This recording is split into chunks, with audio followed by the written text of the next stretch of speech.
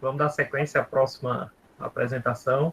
Né? Na sequência aí, agora é o Alex Santos Ferreira, né? O Alex, famoso Alex. Alex, está por aí? Estou sim. Pronto, pois a palavra é sua. Fica à vontade. Estão me escutando, pessoal? Que a internet está aqui em casa é show de bola, viu? Tá tranquilo, tá tranquilo. Tranquilo? Manda brasa aí. Vou logo compartilhar aqui a minha tela para a gente iniciar. E vai avisando aí, viu? Que eu gosto de conversar demais. Todo passar do horário.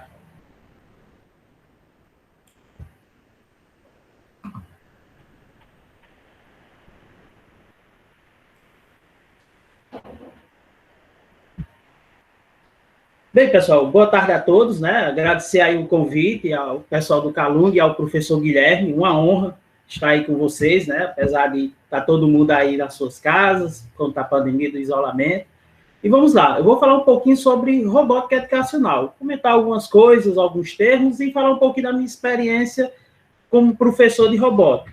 Mas antes, deixa eu me apresentar, né? Para quem não me conhece, meu nome é Alexandro Ferreira Coelho, sou professor de robótica aqui na região, trabalho no Colégio Objetivo, sou formado em automação industrial, tenho especialização em robótica educacional, atualmente estou cursando matemática lá no Instituto Federal, campus Juazeiro, também sou técnico em eletroeletrônica, entre outras coisas. Vocês vão me encontrar aí na rua ou em alguma rede social fazendo duas coisas na vida, ou competindo ou comendo, né? Igual vocês estão vendo aí na foto. Eu tenho uma equipe chamada Monster High, que é a minha equipe juntamente com a minha filha, e também tenho algumas equipes, né? Que é a Atena, a Dromel, Vechage, Apollo, entre outras. Falar um pouquinho sobre robótica, né?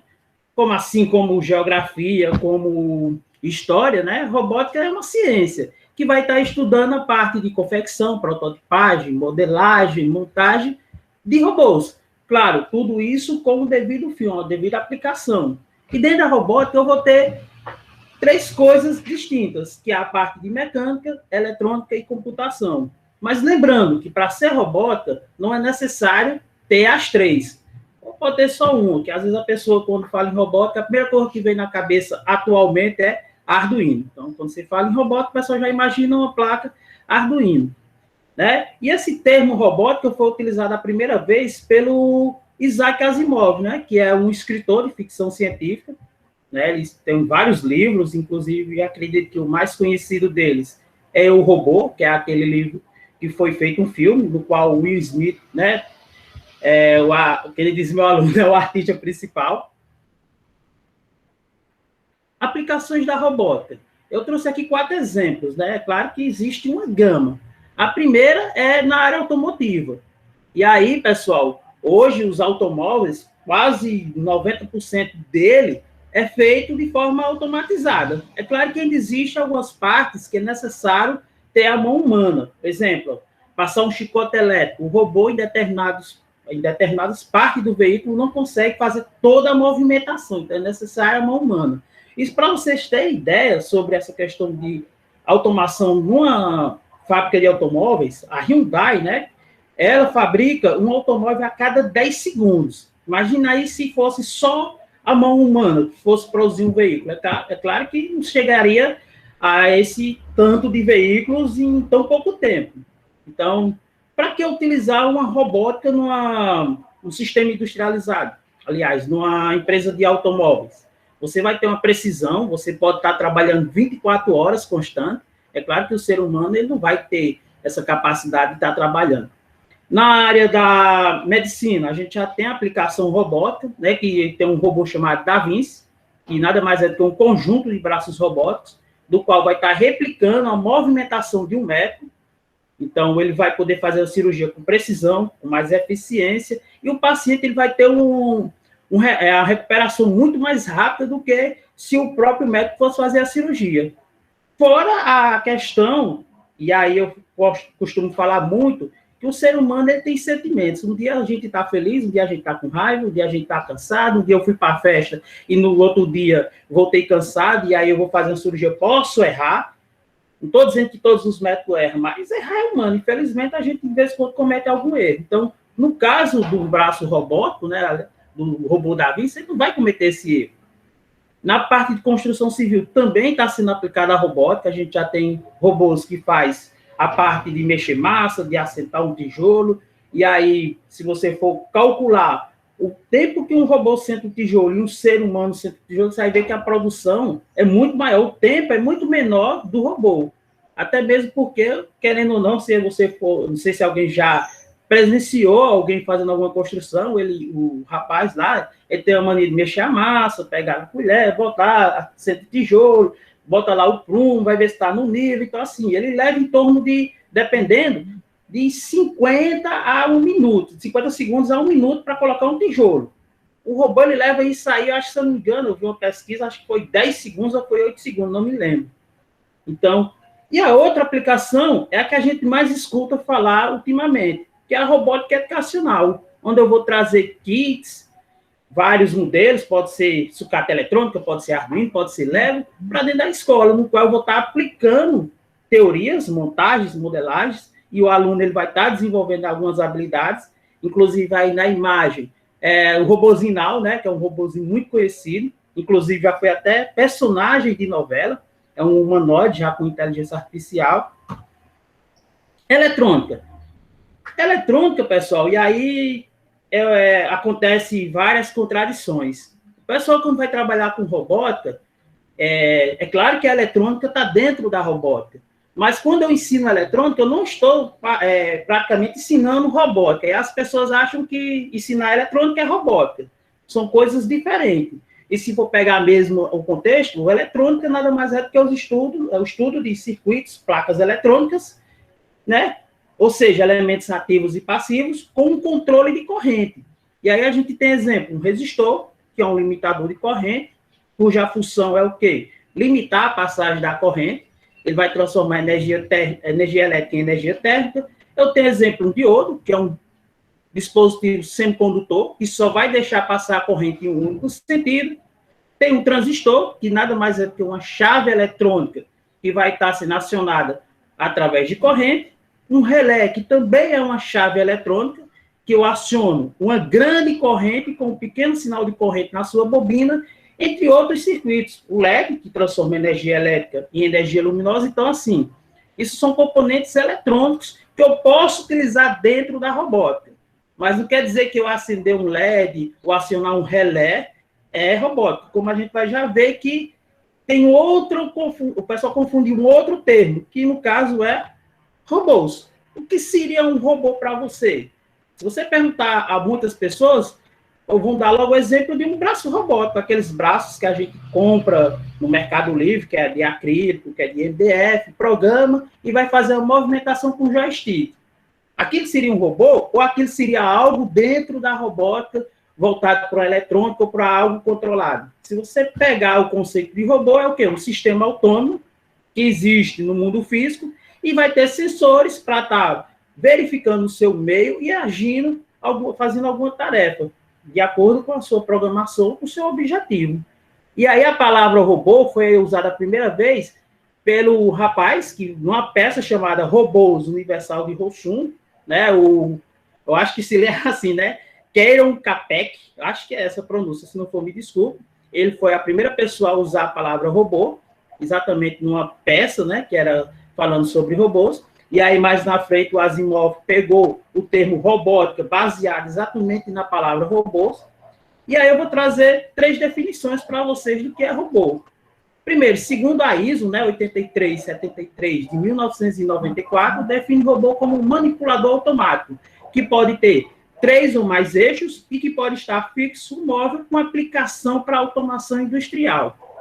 Já a Associação das Indústrias de Robótica diz que o robô é um manipulador reprogramável, multifuncional, projetado para movimentar materiais, ferramentas, dispositivos, através de movimentos programáveis. Já a ISO, né, de 10218, diz que o robô é uma máquina manipuladora com vários graus de liberdade e que é controlada automaticamente, reprogramável e multifuncional. Então, para que seja um robô, basicamente ele tem que ser o quê? Autônomo, ele tem que executar tarefas de forma autônoma e que pode sim ser reprogramável. E eu vou já dar um exemplo para vocês na hora de competições. Por que na hora de competições? Porque na competição eu programo o robô para executar tarefas de forma autônoma. Por mais que eu elabore um código pré-definido, dizendo, se for isso, eu faço aquilo, se não for, eu faço outra coisa. A partir do momento que eu der o play, eu já não mando mais no robô. Ele vai executar as tarefas de acordo com o que ele estiver verificando através dos seus sensores. Robótica educacional. Robótica educacional nada mais é do que um termo usado, né, para que a gente vá caracterizar ambientes ou laboratórios. E aí a gente vê duas imagens, que é inclusive dos meus alunos, onde eu vou ter alunos, pessoas, utilizando kits, que pode ser o Arduino, no caso aí, a gente está utilizando o Arduino Lego na montagem de um robô, ou pode ser componentes de sucata eletrônica. E aí, dentro desses kits, eu vou ter atuadores, que são motores, chaves, entre outras coisas, ou sensores, por exemplo, um sensor de linha, um sensor ultrassônico. Vou ter computadores ou não, softwares para programá-los, dependendo do meu kit. E aí eu falei quase nesse instante sobre a questão de confundir os termos, né? Então, se eu não programo, se não tem software, se não é de forma automática, então não posso chamar de robô. E aí, pessoal, em relação à robótica educacional, o que traz de benefício? Se pergunta muito isso, né? Primeiro, desenvolvimento de raciocínio lógico. Para que você monte o seu robô, para que você trabalhe com robótica, querendo ou não, você precisa desenvolver raciocínio lógico. Exemplo disso ainda é a questão de desviar um obstáculo. Você, quando está andando na rua e encontra alguma coisa na sua frente, você desvia. É natural que você já vá escolher um caminho para você fazer isso. Então, no caso de um robô, eu vou precisar imaginar que tamanho é esse obstáculo? Eu vou ter que desviar para que lado? Depois que eu desviar, eu preciso seguir alguma trajetória? Eu posso parar? Eu posso não desviar? Então, o aluno ele vai começar a desenvolver algumas habilidades, entre elas, a de questionar.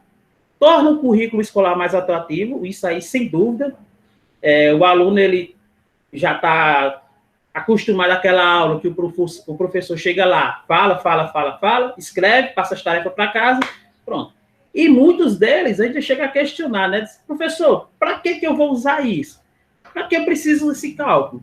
E hoje a gente tem laboratórios de física, químicas, arte, matemática. Então, assim, a robótica, ela traz algo mais, que eu tenho que pegar a minha teoria e aplicar na prática. E o mais legal é que, já antecipando a parte de multidisciplinar, eu vou utilizar várias disciplinas. Matemática, física, história, arte. Então, é um tipo de matéria, é um tipo de disciplina que eu vou utilizar outras disciplinas. Tudo isso engloba na robótica. Fortalece o trabalho de equipe, e aí já adiantando sobre as equipes que participam de competições. Primeiro, é necessário que você monte uma equipe. Você não pode participar de competições só com uma pessoa. Então, aquele aluno, às vezes, é bom em programação, mas não é bom em montagem. E aí, seu amigo é bom em montagem. Ah, eu sou bom em montagem, mas não sou bom em apresentação. Você já tem um amigo que é bom em apresentação, é mais desenrolado, né? Tem mais desenvoltura. Então, ali você começa a juntar e vai formando a sua equipe. Incentivo o protagonismo estudantil. Na robótica, o aluno deixa de ser ouvinte para ser apresentador.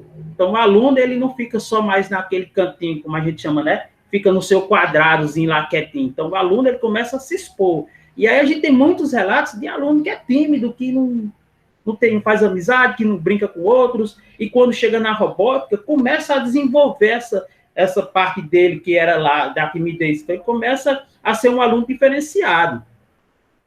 Desenvolve a criatividade. E aí é algo que não existe robótica sem criatividade. Então, o aluno ele começa a imaginar. Por mais que você possa imaginar, por exemplo, um kit da Lego, que são os bloquinhos de montar, né? Mas o que é que tem de criatividade no bloco de montar? Você pode começar a fazer várias coisas, e ali você vai imaginando o que seria legal, o que seria melhor, então você vai começando a criar algo que você, no primeiro momento, nem imaginava. E aí a gente tem duas imagens, né, que são as meninas montando um carro sumô, inclusive tem uma madeira ali pintada, né, elas estavam pintando o carrinho delas de preto fosco, e aí eu tenho duas alunas do sexto ano montando um carrinho com Arduino, inclusive elas estão soldando, enquanto uma segura, a outra está fazendo a parte de solda. Alex, daria para fazer isso sozinho? É claro, um professor Uma pessoa com mais experiência poderia furar, poderia pintar, poderia fazer a solda sozinho, mas uma criança, ela já não tem essa habilidade. Então, querendo ou não, ela vai precisar de uma outra amiga ou um amigo para poder fazer essa parte de solda, ou de furo, ou de pintar o seu robozinho, e aí faz com que eles trabalhem em equipe. Plataformas. E aí eu vou falar específico em 3 plataformas, né, que é o Lego Education, o Microbit e o famoso Arduino. Por que eu vou falar dessas 3 plataformas em específico? Durante a pandemia, né, muitos alunos deixam de ter aquelas aulas que seriam nos laboratórios, já que não podem levar os seus kits ou seu material para casa, e aí deixam de ter aquela aula. E aí, pensando nisso, várias plataformas desenvolvem, né, os seus simuladores, os seus softwares, para que você possa utilizar de forma virtual, sem precisar do componente físico. Só que tendo a mesma qualidade, o mesmo processo de aprendizagem do que você ter a plaquinha ou simplesmente o kit, no caso do Lego Education. E aí a gente vai para a nossa primeira plataforma, que é o Arduino. Né? Acredito que todos já tenham visto falar nessa plaquinha tão famosa, mas mesmo assim, o que seria o Arduino? Onde foi criado e para que serve? O Arduino ele foi desenvolvido lá na Itália, no ano de 2005, por um grupo de 5 pesquisadores, com o intuito de desenvolver uma plataforma barata, acessível e que fosse fácil de programar. Lá no ano de 2005, é claro que já existiam outras plataformas. Existia, por exemplo, o PIC, né, o microcontrolador PIC, que é da Microchip. Já existiam outras plataformas, porém, cara e difícil de se programar, de se utilizar. E não era tão fácil de encontrar. E aí eles imaginaram desenvolver exatamente essa plataforma. E em apenas 5 dias, né, esses 5 amigos, né, 5 pesquisadores, conseguiram desenvolver essa placa e o ambiente de programação. E para que serve ela? Serve para uma infinidade de coisas. Por exemplo, eu posso montar um robozinho de labirinto. Eu posso criar uma impressora 3D. Inclusive, existe, né, uma empresa aqui no Brasil que produz uma impressora chamada Stella e que a sua placa principal é um Arduino Mega. Então, assim, para que serve? A sua imaginação é o limite. Serve para várias coisas.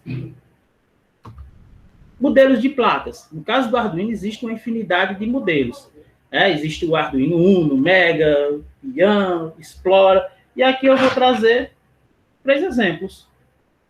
O Arduino Nano, não sei se dá para vocês verem, pequenininho. O Arduino Uno, que é o mais conhecido, né? E aqui eu tenho o Lilypad, que na realidade não é um Arduino, né? Ele é da SparkFoot, se não me engano, pronuncia o nome assim. É uma placa compatível com o Arduino. Tem um outro aqui, um outro Arduino, só que nesse caso o microcontrolador SMD. Né? E não é um Arduino, mas é bem famoso, né? O pessoal aí que gosta de trabalhar com a internet das coisas, que é o nosso ESP32, né? Uma plaquinha aí bem conhecida, o pessoal que gosta de fazer projetos na internet das coisas. Então... E aí, pessoal, por que o Arduino se tornou uma placa tão famosa no mundo? Primeiro, por ser uma placa fácil de se utilizar. E segundo, por ser uma plataforma aberta, open source. E aí você pode imaginar como você desenvolve algo que qualquer pessoa pode copiar e isso vai lhe trazer benefícios. Você pode imaginar da seguinte maneira. Se eu tenho uma plataforma aberta que eu posso modificar, então eu posso pegar esse modelo de placa, analisar e fazer de acordo com minhas necessidades, eu vou modificar a função dos componentes, vou adicionar mais isso aqui, porque eu vou precisar utilizar em um projeto.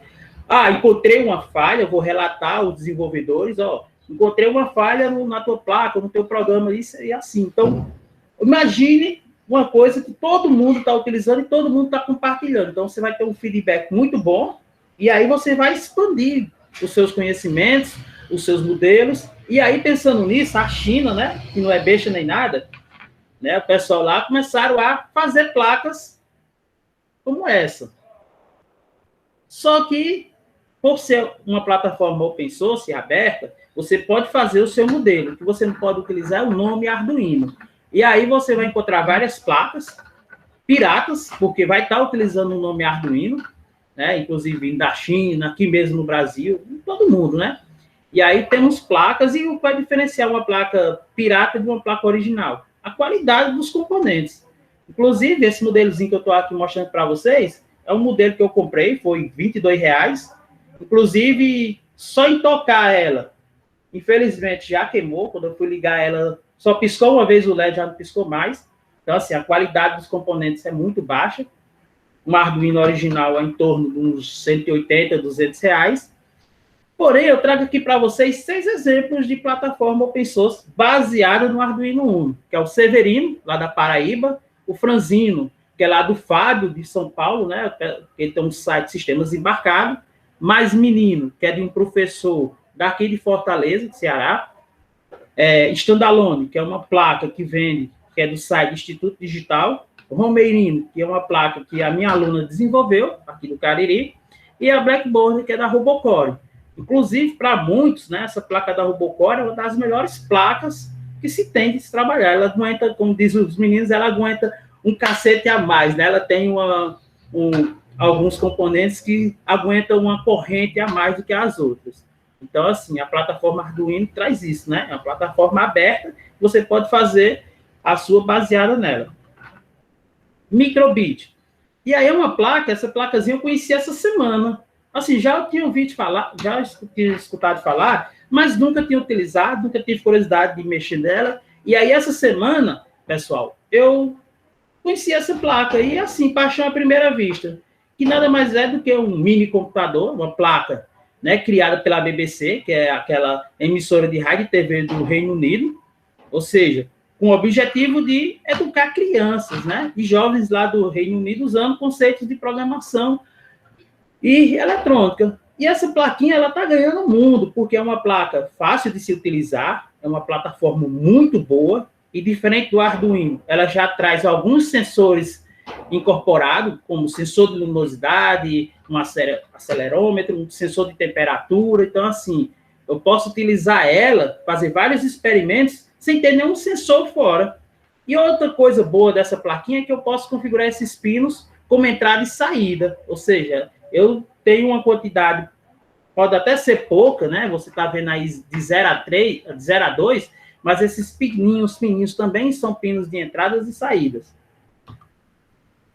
E a sua imagem, né? Ela contém uma matriz de 25 LEDs, que eu posso estar efetuando os meus desenhos, as minhas animações, 2 botões já incorporados, que eu também posso utilizar na minha programação, um conector USB, tem uma conexão de rádio também, tem uma conexão de Bluetooth, e eu posso simplesmente alimentar ela com 2 pilhas de 1,5 volts. Então, assim, é uma plaquinha muito boa, muito poderosa. E, sim, em relação ao preço, ela é um pouquinho mais cara do que o Arduino. A placa dessa é em torno aí de R$200. Mas se você for analisar que eu compro um Arduino sem nenhum sensor, né? Estou falando do Arduino Uno, eu posso comprar uma Microbit, original também, com várias coisas já incorporadas. Lego, né? No caso do Lego, eu vou falar do Mindstorm, né? O kit da Lego EV3, que é um dos kits aí mais utilizados no mundo. A criança enlouquece, né? Ou seja, dá para você fazer várias montagens com esse kit, programar também para executar tarefas, e diferente da Microbit e do Arduino, esse é uma plataforma fechada, então você só pode utilizar peças deles mesmo, coisas originais. O ambiente de programação dele também é o ambiente original, oficial da Lego, você não pode estar usando uma outra plataforma, até pode, né? Mas não é aconselhável. E a grande diferença entre as outras duas plataformas é a questão do valor. Hoje você tem um kit da Lego em torno aí de 4, 5 mil reais. É claro que ele já passou por já teve algumas épocas mais em conta, mas por conta do dólar, né? Infelizmente as coisas foram lá para cima. Em relação a essas 3 plataformas que eu falei, exatamente você pode utilizar elas de forma virtual. No caso do Arduino, eu posso estar simulando ele através do Tinkercad, que nada mais é do que aquele antigo circuito 123 da Autodesk, no qual eu posso estar fazendo a montagem dos meus protótipos, posso estar programando, e aí tem uma coisa bem legal que eu acho, que é exatamente a possibilidade de você criar a sua sala de aula, para que você possa utilizar com seus alunos em outro ambiente. O aluno mora lá no Crato, eu moro lá em Fortaleza, eu posso fazer essa interação, posso estar acompanhando o que o aluno está programando, sendo que eu posso exportar o meu código, posso simplesmente fazer o meu código na IDE oficial e levar para o Tinkercad ou vice-versa. E assim, pessoal, o software é bem interessante porque ele simula bem próximo do real. Inclusive, se você ligasse um LED com a tensão alta sem um resistor, ele vai mostrar lá que o LED queimou. Então, assim, é uma plataforma bem legal. Fora que você também pode fazer as suas modelagens em 3D. Você não precisa só programar em Arduino. Se você tiver uma impressora 3D, você faz suas modelagens, faz o download e imprime o seu desenho.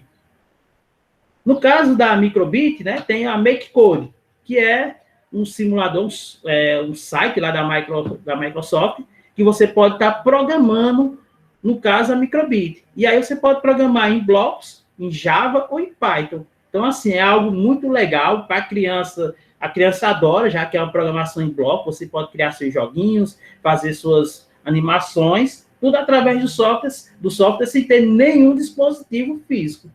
Aliás, tem, né, o computador para poder ser utilizado. Sendo que você também dá para utilizar no celular, no tablet. E no caso do EV3, também lá na MakeCode, né, você tem a parte de programação, onde eu posso estar simulando a minha programação. Infelizmente, não dá para fazer a montagem do Lego, mas dá para você ver como iria funcionar, no caso, um motor, um sensor, o display, a telazinha lá do Brink, né, que é o tijolo, a parte de comando. Competições. E aí é a parte que os alunos mais gostam, né? Inclusive eu, né? Eu sou apaixonado por competições. E aí, pessoal, na parte de competições, o aluno vai aplicar aquilo que ele aprendeu na sala de aula. Então, assim, vou falar primeiro da FLL, que é uma competição destinada, né, inclusive aqui no Brasil, quem é responsável por essa competição é o SESI, e aí, infelizmente, é uma competição fechada, que só pode utilizar componentes da Lego, mas o legal desse torneio é que o aluno ele vai trabalhar 3 coisas. A parte prática, que é a montagem do robô, que é o desafio da mesa, onde ele vai ter que executar diversas tarefas em 2 minutos e meio, e aí essas tarefas é baseado em um problema que eles lançam toda temporada, todo ano eles lançam uma temporada, e essa temporada tem um tema, e dentro desse tema você vai ter que propor uma solução. E aí vem a segunda parte, porque o aluno ele vai ter que trabalhar a iniciação científica, ele vai ter que elaborar um projeto, né, baseado em um problema para apresentar para uma banca de juízes. E tem a parte de compartilhamento, ele tem que divulgar esse processo de aprendizagem, de desenvolvimento de projeto com outras equipes. Então, assim, é uma competição muito legal. Inclusive, né, essa aqui são as 2 equipes do Ceará, né, a Monster High e a MacBox, que participaram no ano de 2018, lá na Regional de Natal. Outra competição é o Robots, que é uma competição a nível estadual. Ela é uma competição que acontece todos os anos, no mês de junho, aqui no Juazeiro, o Colégio Objetivo. Alex, Oi. deixa eu só te interromper um pouquinho. Tu tem 2 minutos. Tu acha que consegue? 2 minutos? Dá para dar. Eu já estou vilazando. Vou só falar do Arnhem. Então, assim, pessoal, né, eu tenho um Robots aqui do Juazeiro. Tem um torneio juvenil, que é um torneio que acontece estadual, nacional e internacional. O Caririboto, que é uma competição também a nível estadual que acontece no CRAC, produzida lá pelo professor Camilo e o IFCE, e o Grupo Geró, que é um grupo de robótica lá do IFCE. Tem o torneio internacional, que é a fase internacional, que seria o mundial do torneio juvenil.